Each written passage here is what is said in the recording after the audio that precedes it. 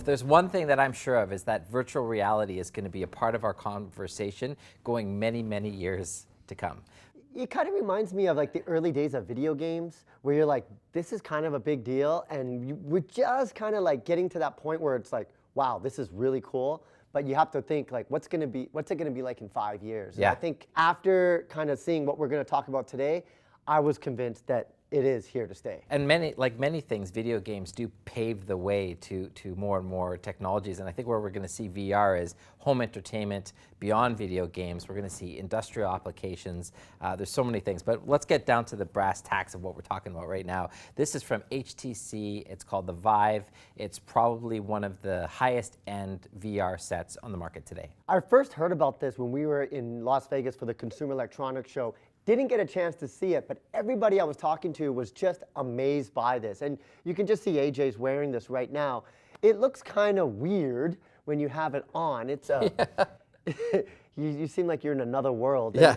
Essentially, that's what happens because you are basically moved into a virtual reality. But what I found was really interesting about what HTC did is they also have these controllers. So you can actually, like, it feels like you have hands when you're in that VR world, which allows you to do a lot of different things. Like, say you're playing a game and there's like a bottle there, you can actually pick it up. So you're really interacting with your surroundings. Well, I think what sets the Vive apart from some of the other VR sets is that it actually comes with 2 of these base stations here. And essentially what you do is you mount these to the upper wall in your house. They come with mounting brackets for the wall. You can also put them just on a high shelf or something. But once in place, they create a box, this 3D virtual box in your house or your living room or whatever space you're doing. And it sends out these different laser signals. Well, if you can see these little dimples on the face mask and also on the hand devices that Andy was talking about, there's about 172 of them in total, and they keep track of all those dots and help kind of create and keep that virtual world mapped so that you get this flawless experience while you're inside your game. You actually use a controller to create a line of what your virtual world is. And if you're going to do this at home, you definitely want to move like the tables away because you're going to be so immersed, you're going to forget that you're in your living room and you'll be in some far other place. They have this ability where if you're in the virtual reality world, what you could do is just kind of press the button and it kind of moves you over. So rather than have to do long walks, you just kind of like shuttle into different areas. But it is very, very immersive. I was completely skeptical.